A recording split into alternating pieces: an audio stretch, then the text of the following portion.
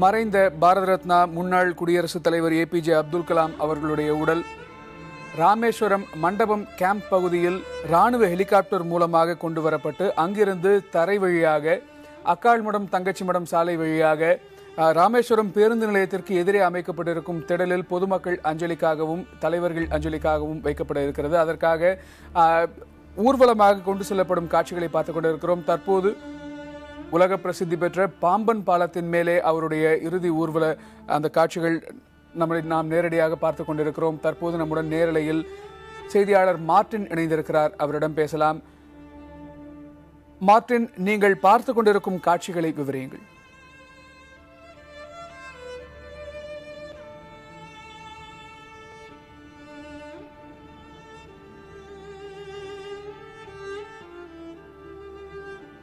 பாம்பன் பாலம் வழியாக மறைந்த ஏபிஜே அப்துல் கலாம் அவர்களுடைய உடல் ஊர்வலமாக முப்படை வீரர்களின் பாதுகாப்புடனும் தமிழக அமைச்சர்கள் புடைசூழவும் அந்த ஊர்வலம் சென்று கொண்டிருக்கும் காட்சிகளை பார்த்துக் கொண்டிருக்கிறோம். அந்த ஊர்வலத்தை தொடர்ந்து பொதுமக்கள் பலரும் தங்களுடைய சொந்த வாகனங்களில் அவர் மீது கொண்டிருக்கும் அன்பின் காரணமாக அந்த ஊர்வலத்தை தொடர்ந்து பின்னால் சென்று கொண்டிருக்கும் அந்த காட்சிகளையும் நாம் பார்த்துக் கொண்டிருக்கிறோம். இதில் குறிப்பிடத்தகுந்த விஷயம் என்னவென்றால், அவருடைய இறுதி ஊர்வலம் நடைபெறுகிறது என்கிற காரணத்திற்காக போக்குவரத்தில் எந்தவிதமான மாற்றங்களும் செய்யப்படவில்லை. இறுதி வரையில் மக்களுக்கான ஒரு தலைவராக மக்களின் மனங்களில் வாழக்கூடிய குடியரசுத் தலைவராக இருந்தவர் அவர். குடியரசுத் தலைவராக இருந்த காலத்திலேயே பாதுகாப்பு வளையங்களை உடைத்துக் கொண்டு மக்கள் மத்தியில் வந்தவர் அவர். அதனால் அவருடைய இறுதி ஊர்வலத்தில் பொதுமக்களுக்கு எவ்வித இடையூறும் ஏற்படக்கூடாது, சிரமங்களும் ஏற்படக்கூடாது என்பதற்காக இந்த ஏற்பாடுகள். அதனை புரிந்து கொண்ட பொதுமக்களும் அந்த ஊர்வலத்திற்கு எந்தவிதமான சிரமத்தையும் ஏற்படுத்தாமல் அவர்களும் ஒத்துழைப்பை வழங்கிக் கொண்டிருக்கக்கூடிய அபூர்வமான சில காட்சிகளை நாம் பார்த்துக் கொண்டிருக்கிறோம். தற்போது அங்கு இருக்கக்கூடிய நம்முடைய செய்தியாளர் மார்டினிடம் பேசலாம். மார்டின், அவருடைய ஊர்வலம் பாம்பன் பாலத்தை கடந்து சென்ற காட்சிகளை நாம் பார்த்தோம். அந்த ஊர்வலம் அங்கிருந்து எந்த ஊர் வழியாக தற்போது அது ராமேஸ்வரம் பேருந்து நிலையம் கொண்டு செல்லப்பட இருக்கிறது? நீங்கள் பார்க்கும் காட்சிகள் என்ன? அங்க இருக்கக்கூடிய மக்களின் மனநிலை என்ன? விரிவாக சொல்லுங்கள். அமைதியாக சற்று நேரம் காட்சியளித்த இந்த பாம்பன் பாலம், அதாவது திரு அப்துல் கலாம் போலவே அவரின் கனவுகளை நனவாக்காமல் அவர் இந்த பாலத்தை கடந்து செல்லக்கூடிய காட்சியை காணும் பொழுது இந்த அருகே கூடியிருந்தவர்களில் கண்கள் கலங்குவது, கண்கள் குளமாக இருந்தன. அதே நேரத்திலே இங்கே இருக்கக்கூடிய இந்த சமுத்திரம் மிகவும் அமைதியாக காணப்பட்டாலும் அவரின் கனவுகள் மக்களிடையே எந்த அளவு தாக்கத்தை ஏற்படுத்தி இருக்கிறது, அவர் எந்த அளவிலே அவர் ஜனாதிபதி பதவி பொறுப்பில் இருந்து கொண்டு அவர் ஏழை எளிய மக்களை சென்றடைந்தார் என்ற அவர் மிகவும் உயரிய எண்ணம் இங்க இருக்கக்கூடிய மக்களிடம் அவர்கள் அஞ்சலி செலுத்தக்கூடிய முறையிலே நம்மளால் காண முடிந்தது. தற்சமயம் பாம்பன் பாலத்தை கடந்து இந்த இறுதி ஊர்வலம் என்று சொல்லக்கூடாது என்று இங்கே இருக்கக்கூடிய பலரும் நம்மிடம் கேட்டுக்கொண்டார்கள். ஏனென்றால் அவர் இறுதியாக இங்கே அவர் மறையவில்லை, இங்கே விதைக்கப்பட்டிருக்கிறார். அவரின் கனவுகள் இங்கே இருக்கக்கூடிய சிறிய பிஞ்சுகளின் மனதிலே பெரும் விருச்சகமாக வளரும் என்று மிகவும் நம்பிக்கையோடு அவர்கள் தெரிவித்த பொழுது அவர் கண்ட கனவுகள் கூடிய விரைவிலே நிறைவேறும் என்ற நம்பிக்கை இந்த மக்களிடத்திலே மிளிர்வதை நம்மால் கேட்க முடிந்தது. இருக்கக்கூடிய இந்த பாம்பன் பாலத்திலிருந்து ராமேஸ்வரம், அதாவது முன்னதாக சார்லஸ் குறிப்பிட்ட இடத்தை சென்றடைவதற்கு மேலும் ஒரு 10 நிமிட நேர காலம் ஆகலாம், அதற்கு கூடுதலாகவும் ஆகலாம். ஏனென்றால் செல்லக்கூடிய வழி முழுவதுமே 2 புறங்களிலுமே இருக்கக்கூடிய மக்கள் இவருக்கு கண்ணீர் அஞ்சலியும் கைகளையும் மலர்களை தூவியும் அஞ்சலி செலுத்தி வருகிறார்கள். முதலில் சென்ற மிலிட்டரி பைலட் போலீஸ் தான் எப்பொழுதும் ராணுவ முறைப்படி அவர்கள் வழிநடத்தி செல்வார்கள்.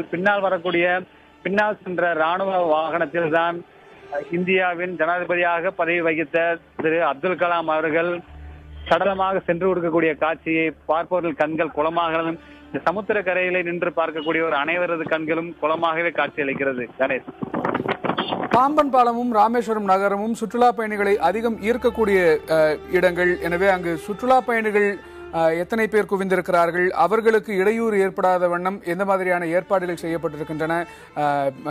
அது பற்றி விவரங்களை எல்லாம் சொல்லுங்கள். இதுவரை நாம் பார்த்த ஊர்வலங்களிலே எந்த ஒரு ஊர்வலத்தையும் ஒப்பிட வேண்டும் என்றால் கண்டிப்பாக இங்கே நடக்கக்கூடிய இந்த திரு முன்னாள் ஜனாதிபதி அப்துல் கலாமின் ஊர்வலமானது நாம் கண்டிப்பாக வேறு எந்த ஊர்வலத்துடனுமே ஒப்பிட்டு பார்க்க முடியாது. ஏனென்றால் இவர் இந்தியாவின் மூத்த குடிமகளில் ஒருவர், மிகப்பெரிய உயரிய பதவி வகித்தவர். இந்த பொறுப்பில் வகித்த இவரின் இந்த எண்ணிக்கையில் அடங்காத அளவிலே இங்கே வாகனங்கள் அணிவகுத்து வருகின்றன. இதில் ஜாதி மதம் பாராமல் உள்ளூர் மக்கள் மட்டுமில்லாமல் வெளியூரில் இருந்தும் ஏராளமான பேருந்துகள், அரசு பேருந்துகளிலுமே இங்கே பல்வேறு தரப்பு மக்கள் இங்கே பயணம் செய்து வருவதை காண முடிந்தது. இதில் என்னவென்றால், இன்று காலையிலே நாம் பார்த்த காட்சி ஒன்று, அமெரிக்காவிலிருந்து வந்திருக்கக்கூடிய இங்கே சுற்றுலா வந்திருந்த ஒரு பயணியை நாம் பார்த்தோம். அவரிடம் கேட்ட பொழுது அவர் கேட்டார், ஆங்கிலத்திலே நம்மிடம் கேட்டார், அப்துல் கலாம் வீடு எங்க இருக்கிறது என்றார். அருகேதான் இருக்கிறது என்று அவர் வழியை சொன்னோம்.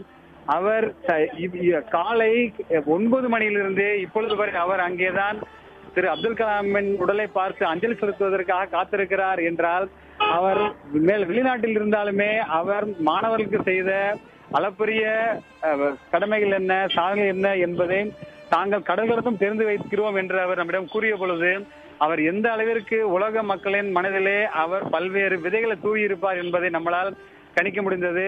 அது மட்டும் இல்லாமல் சுற்றுலா பயணிகள் இங்கே வரக்கூடிய பிரசித்தி பெற்ற இந்த பாம்பன் பாலத்தை பார்க்க வந்த சுற்றுலா பயணிகளும் சரி, அதே போல இங்க இருக்கக்கூடிய ராமேஸ்வரம் கோயிலை பார்க்க வந்த சுற்றுலா பயணிகள் பக்தர்களும் சரி, இன்று திரு அப்துல் கலாமின் உடலிற்கு அஞ்சலி செலுத்த வேண்டும் என்ற நோக்கத்திலே இங்கே இவர்கள் மாலை வரை தாங்கள் இங்கு இருக்க போவதாக அவர்கள் தெரிவித்திருந்தார்கள். அதே போல சுற்றுலா பயணிகளுக்கு இது போன்ற ஒரு ஊர்வலம் இது அவர்கள் பேரிடஞ்சல் என்று அவர்கள் நினைக்கவில்லை. ஏனென்றால் இங்கே வந்திருந்த அனைத்து தரப்பு மக்களுமே ஊர்வலத்தில் பங்கேற்பதற்காக தாங்கள் வாகனத்திலே சாரையாக சென்று கொண்டிருக்கக்கூடிய காட்சியை நம்மால் காண முடியும். அதாவது வழிநெடுங்கிலுமே திரு அப்துல் கலாமின் உடலிற்கு பொதுமக்கள் இரு பக்கங்களிலும் இருந்து மலர் தூவி அவர்கள் அஞ்சலி செலுத்திக் கொண்டிருக்கக்கூடிய வேளையிலே எந்த விதமான குழப்பங்களும் இல்லாமல் மிகவும் சரியாகவும் இங்க இருக்கக்கூடிய இந்த ஊர்வலமானது சென்று கொண்டிருக்கக்கூடிய காட்சியை நம்மால் காண முடிகிறது.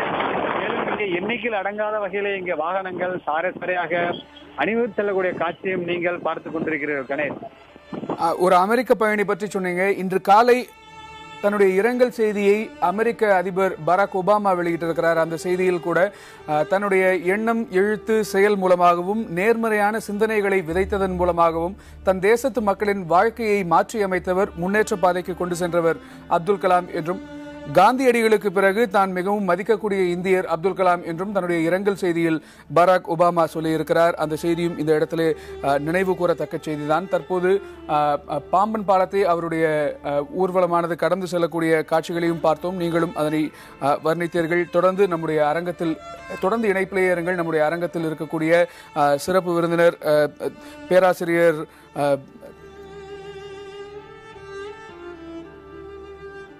தொடர்ந்து சொல்லுங்கள். நீங்கள் அந்த இடத்துல தற்போது அந்த ஊர்வலம் எந்த இடம் நோக்கி சென்று கொண்டிருக்கிறது? எத்தனை மணிக்கு அது அந்த பேருந்து நிலையத்திற்கு எதிராக இருக்கக்கூடிய அந்த மைதானத்திற்கு கொண்டு செல்லப்படும்? அது பற்றிய விவரங்களை சொல்லுங்கள். இங்க இருக்கக்கூடிய மண்டபம் கேம்ப் பகுதியிலே வந்து இறங்கிய திரு அப்துல் கலாம் அவர்களின் உடல் வந்து இறங்கிய காட்சிகளை நமது செய்தியாளர் நாகராஜன் அங்கிருந்து விவரித்தார். அதே போல இந்த உலக புகழ்பெற்ற இந்த பாம்பன் பாலத்திலிருந்து நமது புதிய தலைமுறை செய்திக்குழு இந்த காட்சிகளை படம் பிடித்து மக்களுக்கு அவர் செய்த தொண்டுகள் என்ன, அவர் எந்த அளவு மக்களோடு மக்களாக ஒன்றி இருந்தார், நெருங்கி பழகினார் என்பதை இங்கே வந்திருந்த கூட்டத்தின் வாயிலாக நாம் வெளி உலகிற்கு காட்ட முடிந்தது. அதே போல அடுத்தபடியாக இந்த பாம்பன் பாலத்தை கடந்து செல்லக்கூடிய திரு அப்துல் கலாமின் உடல் ராமேஸ்வரத்தில் இருக்கக்கூடிய அவர் வீட்டின் அருகே திரு சார்லஸ் குறிப்பிட்டது போல அங்கே பேக்கரும்பு என்ற இடத்திற்கே கொண்டு சென்று வைக்கப்பட உள்ளது. அங்கு பல்வேறு அரசியல் கட்சி தலைவர்கள் இருக்கிறார்கள். பல்வேறு கட்சி தலைவர்கள் அவர்களுக்கு எந்த வகையிலே அவர்கள் பொதுமக்களும் பல்வேறு அரசியல் கட்சி தலைவர்களும் அமைதியாக சென்று அஞ்சலி செலுத்தக்கூடிய வகையிலேயே பல்வேறு ஏற்பாடுகள் இங்கே செய்யப்பட்டுள்ளன. இந்த தகவல் குறித்து நம்மிடம் விளக்குவதற்காக செய்தியாளர் சார்லஸ் அங்கே காத்திருக்கிறார். சார்லஸ், இன்று நடக்கும் அந்த ஊர்வலம் பற்றிய செய்திகளை நாம் பார்த்து வருகிறோம். நாளை இறுதிச் சடங்கு நிகழ்ச்சிகளுக்கான ஏற்பாடுகள் என்னென்ன செய்யப்பட்டிருக்கிறது, அது பற்றி சொல்லுங்கள். எத்தனை மணிக்கு அந்த இறுதிச் சடங்கு துவங்க இருக்கிறது, அதில் யாரெல்லாம் பங்கேற்பார்கள், அது பற்றிய செய்திகளை எல்லாம் சொல்லுங்கள். கணேஷ், நாம இப்ப தற்பொழுது நாளை, அதாவது முக்கியமாக அப்துல் கலாம் அவருடைய உடல் நல்லடக்கம் செய்யக்கூடிய பகுதியில தான் இருக்கும். அந்த பகுதி வந்து பேய்க்கெரும்பு என்ற பகுதி. அந்த பகுதியில இப்ப தற்பொழுது மிக வேகமாக அதற்கான அந்த ஏற்பாடுகள் என்பது செய்யப்பட்டு வருகிறது. நாளை அவருடைய உடலானது நல்லடக்கம் செய்யக்கூடிய அந்த பகுதியில 3 ஜேசிபி வாகனங்கள் இப்ப தற்பொழுது அதற்கான அந்த பாதைகளை அமைக்கும் பணியும், அது மட்டும் இல்லாமல் அந்த இறுதி சடங்குகள் நடைபெறக்கூடிய அந்த பகுதியில் இன்று காலை முதலே மாவட்ட ஆட்சியர் மற்றும் வருவாய்த்துறையினர் அனைவருமே முன் நின்று அந்த பணிகளை நேரடியாக செய்திருந்தாங்க. கூடுதலாக இந்த பகுதியில தற்பொழுதே போலீஸ் பாதுகாப்பு என்பது அதிகப்படுத்தப்பட்டுள்ளது. நாளை முக்கிய தலைவர்கள் மட்டுமில்லாமல் 6 மாநில முதல்வர்கள், இது மட்டுமில்லாமல் நம் இந்திய நாட்டின் பிரதமரும் வருகை புற உள்ளதால் இந்த பகுதிக்கு மிகப்பெரிய அளவில் அவர்கள் பாதுகாப்புகளை அதிகப்படுத்தியிருக்காங்க. தற்போது அதற்கான பணிகளை மிக வேகமாக செய்து வராங்க கணேஷ்.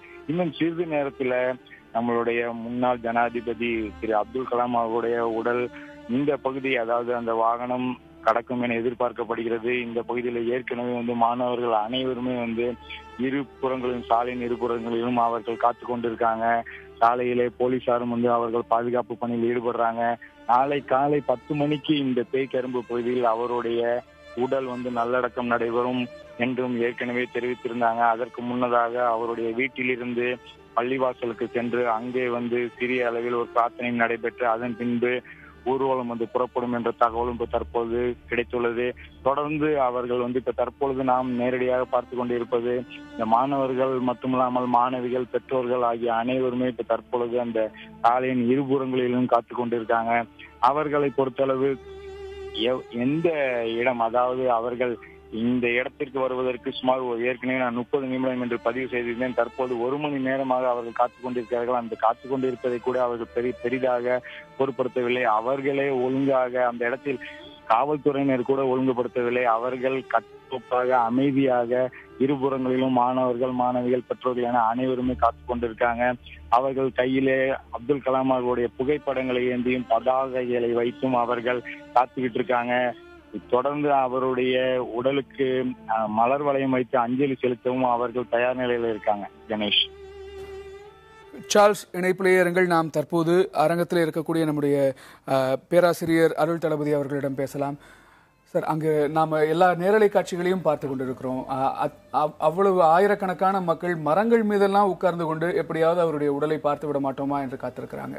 அவங்க பார்க்க போவது, அவங்களுக்கு கிடைக்க போவது ஒரு சில நொடிகள் தான். அந்த உடல் கடந்து போகக்கூடிய அந்த ஒரு சில நொடிகளாவது அவரை கடைசியாக பார்த்து விட வேண்டும் அப்படிங்கிற அளவிற்கு அன்பு செலுத்துகிறார்கள் அப்துல் கலாம் அவர்கள் மீது. அவரிடம் இருந்த எந்த விஷயம் அவர்களை இந்த அளவிற்கு ஈர்த்ததுன்னு நினைக்கிறீங்க? ஏன்னா 80களில் இருந்து நீங்க அவர் அருகில் இருந்து பார்த்துருக்கிறீங்க. அதாவது முக்கியமாக சொல்லப்போனால் கடும் சொல்லாமை, கடுமையாக என்றைக்குமே அவர் பேசுனதை யாருமே பார்த்ததில்லை. புன்னகை முகம், எல்லோரிடத்திலும் அன்பு பாராட்டுவது, சிறுவர்களாகட்டும், மாணவர்களாகட்டும், இளைஞர்களாகட்டும், வயதானவர்களாகட்டும். இன்னும் சொல்லப்போனால் கடந்த மாதம் அவர் ஒரு 40 ஆண்டுகளுக்கு முன்பு படித்த திருச்சி சென்ட் ஜோசப் காலேஜில் அவருக்கு இயற்பியல் போதித்த ஒரு ஆசிரியர், அவருக்கு இப்போ வயது 90க்கு மேலே இருக்குது. அவருக்கே முன்னாடியாக தகவல் கொடுக்கல பார்க்க வரப்போகிறன்றத. அவர் எங்கே இருக்கார் அப்படின்னு தேடி கண்டுபிடிச்சி அவர் வீட்டுக்கு நேரடியாக சென்று போய் பார்த்து விட்டு வந்தார். கடந்த மாதம் நிகழ்ந்த நிகழ்வு. இது பத்திரிகைகள்லாம் கூட வந்திருக்கு. அப்போ பார்த்துங்க. அப்போ ஒரு 40-50 ஏறக்குறைய 40 ஆண்டுகளுக்கு முன்னே அவர் போதித்தவர். அப்போ அந்த பெரியவர்கள் மீது, தனக்கு போதித்த ஆசிரியர்கள் மீது எவ்வளவு அன்பு பாராட்டுகிறார், மதிப்பும் மரியாதையும் வைத்து கொண்டுள்ளார். இது ஒரு இந்த கால இளைஞர்களுக்கும் மாணவர்களுக்கும் எடுத்துக்காட்டாக திகழ்வது என்று கூட சொல்லலாம். இந்த கால மாணவர்களும் இளைஞர்களும் இனிவரும் காலங்களில் இதை பின்பற்ற வேண்டும். தனது பெற்றோர்களுக்கு மட்டுமல்லாமல் பெரியவர்களுக்கு, ஆசிரியர்களுக்கு, ஆக அனைவருக்கும் மதிப்பு கொடுத்தல் என்பதை செய்ய வேண்டும் என்பதை தெரிவிக்கின்றது.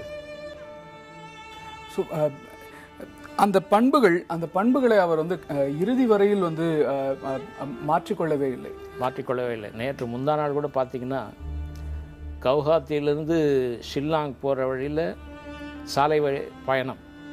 இவருக்கு முன்ன சென்ற வாகனத்தில் ஒரு காவலர் நின்று கொண்டே வந்திருக்கின்றார். இவர் பார்த்துவிட்டு அவரை உட்கார சொல்லியிருக்கின்றார். அவரும் சரியாக கவனிக்கவில்லை, உட்காராமல் நின்று கொண்டு தான் வந்திருக்கின்றார். ஆனால் அவர் சென்றடைய வேண்டிய இடத்தை சென்று அடைந்தவுடன் முதலால் அவருக்கு கை கொடுத்து விட்டு, ஏன் நீங்கள் உட்காரவில்லை, நீங்கள் உட்கார வேண்டியது தானே என்று அவரை பார்த்து கூறியிருக்கின்றார். அப்படி என்றால் எவ்வளவு அன்பு பாராட்டுகிறார் என்பதை பார்த்து கொள்ளுங்கள். விஞ்ஞானி அப்படின்னாலே அந்த புத்தக புழுவாக இருப்பாங்க, ஒரு ஒரு ஒரு ஒரு தனிப்பட்ட வாழ்க்கையை வாழக்கூடியவர்கள் என்றெல்லாம் கருதப்பட்டு வந்த நேரத்தில் ஒரு விஞ்ஞானியாக அறிவியல் மேதையாக இருந்த அதே நேரத்தில் தன்னை சுற்றி இருக்கக்கூடிய உயிர்களையும் சக மரியாதையோடு பார்க்கக்கூடிய ஒரு மனிதராகவும் அவர் திகழ்ந்திருக்கிறார். மாணவர்களுக்கு எப்போதுமே கனவு காணுங்கள் என்கிற அறிவுரையை அவர் செல்லும் இடத்துல எல்லாம் சொல்லியிருக்கிறார். திருக்குறள் மேற்கோள்களை எடுத்து காட்டியிருக்கிறார். ஆசிரியர்களுக்கு அவர் என்ன சொல்லியிருக்கிறார்? அதாவது பிரச்சனைகள் உங்களை தலைமை தாங்கக்கூடாது, பிரச்சனைகளை தீர்க்க நீங்கள் தலைமை தாங்குங்கள் அப்படின்னு சொல்கிறார். அதாவது பிரச்சனைகளில் உங்களை மூழ்கடித்து கூடக்கூடாது. பிரச்சனைகள் பல பிரச்சனைகள் இருக்கலாம், அந்த பிரச்சனைகளுக்குள்ளார நீங்கள் மூழ்கி விடாதீர்கள். அந்த பிரச்சனைகளை தீர்ப்பதற்கு ஏற்ற ஒரு தலைமையை நீங்கள் கொடுங்கள் என்று சொல்கின்றார். அப்போ இதெல்லாம் ஒரு தலைமைக்கு ஆசிரியர்களுக்கும் தலைமை பண்பு இருக்கணும் அப்படின்னு வழிகாட்டுதல். இதெல்லாம் அதே போல் நம்ம பொதுவாக சொல்லக்கூடிய வார்த்தைகள், தோல்வியை கண்டு துவளாதீர்கள். அப்துல் கலாம் அவர்கள் தோல்வியை தோற்கடியுங்கள், அடுத்த கட்டம் அது. அவரோடு பணியாற்றிய நம்பி நாராயணன் நேற்று நம்ம கிட்ட பேசும்போது கூட சொன்ன விஷயம் என்னன்னா, தற்போது இருக்கக்கூடிய GSLV கிரையோஜெனிக் இன்ஜின் வரைக்கும் வந்திருக்கு. இதற்கெல்லாம் காரணம் அப்துல் கலாம் அவர்கள் முன்னின்று நடத்திய பல சோதனைகள் தோல்வியில் தான் முடிந்தது. அவர் கண்ட தோல்விதான் இன்றைக்கு வெற்றியாக மாறி இருக்கிறது. உதாரணத்துக்கு முதல் முறையில் இந்த SLV-3 1979 முதல்ல அனுப்பின போது அது தோல்வியில் தான் முடிந்தது. இவருக்கு டீமுக்கு மேலே எல்லாவற்றுக்கும் இவர் தான் டீம் ஹெட்டு. ஆனால் அப்போ இருந்த சதீஷ் தவான் அவர்கள் என்ன சொன்னாங்க, அந்த பொறுப்பை நான் ஏற்றுக்கிறேன், தோல்வின்றத பொறுப்பை யாருன்னா ஏற்றுக்கணும் இல்லையா, நான் ஏற்றுக்கிறேன் அப்படின்னாரு. ஆனால் அப்துல் கலாம் அவர்கள் ஒன்றும் துவண்டு விடலை. தோல்வியை தோற்கடிக்கும் விதமாக அடுத்த ஒரு ஆண்டில் SLV-3 வெற்றிகரமாக பறக்க ஏற்பாடு செய்தார். அப்போ இப்போ நேற்று சொன்னீங்க, இப்போ நேற்று பேசின நம்பி நாராயணன், இன்னும் பெங்களூரில் இருக்கிற ஆராமுதன், இவங்கெல்லாம் இவர் கூட ஒர்க் பண்ணவங்க, க்ளோஸாக இருந்தவங்க. அந்த டீமில் இவர் இருந்த ப்ராஜெக்ட்டுங்களில் மிசைல் ப்ராஜெக்ட் ஆகட்டும், இல்லை இந்த மாதிரி செலுத்து வாகனங்கள், இதெல்லாம் அந்த டீமில் இருந்தவங்க, கூடவே ரொம்ப அருகாமையில் இருந்தவங்க. அவங்களுக்கு இவருடைய குணாதிசயங்கள், இவரோட அறிவு கூர்மை இதெல்லாம் நன்றாக தெரியும். இளைஞர்கள் மத்தியில் எழுச்சியை ஏற்படுத்தக்கூடிய நேர்மறையான சிந்தனைகளை விதைக்கக்கூடிய ஒரு ஆளுமையை, ஒரு ரோல் மாடலை, ஒரு ஹீரோவை இழந்திருக்கிறோம் அப்படிங்கிற விஷயத்தை தாண்டி அறிவியல் உலகிற்கு, விஞ்ஞான உலகிற்கு, அறிவியல் மாணவர்களுக்கு இது எந்த மாதிரியான ஒரு வெற்றிடத்தை ஏற்படுத்தும்? அதாவது அறிவியலாளர்கள் எப்படி இருக்க வேண்டும், தாங்கள் அறிந்து கொண்டதை, தெரிந்து கொண்டதை மற்றவர்களுக்கும் போதிக்க வேண்டும், தெரிவிக்க வேண்டும். அதனால் அந்த துறை மேலும் வளர்ச்சி அடையும் என்ற நோக்கில் தான் அவரது செயல்பாடுகள் இருந்துள்ளன. அதை நாம் கடைபிடிக்க வேண்டும். எதையும் மூடி மறைக்காமல், தோல்வியாகட்டும் வெற்றியாகட்டும், எதையும் மூடி மறைக்க தேவையில்லை. வெளிப்படையாக பேசுவோம், நேர்மையாக இருப்போம். இதுதான் இவரது அறிவியல் சார்ந்த அறிவியல் பயணத்தில் கூட நாம் தெரிந்து கொள்ள வேண்டிய முக்கியமான ஒன்றாக நான் கருதுகின்றேன். நிச்சயமாக நீங்கள் சொன்னதை போல அவருடைய வாழ்க்கை பாடத்தின் ஒவ்வொரு பக்கங்களுமே படிப்பினை தான். அது அவருடைய இரங்கல் செய்தியாக தெரிவித்த வைரமுத்து அவர்கள் கூட, அவர் ராமேஸ்வரத்தில் நல்லடக்கம் செய்யப்படுகிறாரோ அல்லது டெல்லியிலேயே நல்லடக்கம் செய்யப்படுகிறார்களோ அது பிரச்சனை இல்லை, ஒவ்வொரு இந்தியனின் மனதிலும் அவர் அடக்கம் செய்யப்பட வேண்டும், அவருடைய கருத்துக்களை நாம் எடுத்துக்கொள்ள வேண்டும் என்று சொல்லியிருந்தார். உண்மைதான். நாம் இன்னும் நிறைய விஷயங்களை தொடர்ந்து பேசலாம். ஒரு சிறிய இடைவேளைக்கு பிறகு பல்வேறு நேரலை காட்சிகளையும் அண்மை தகவல்களையும் நினைவலைகளையும் பார்க்கலாம்.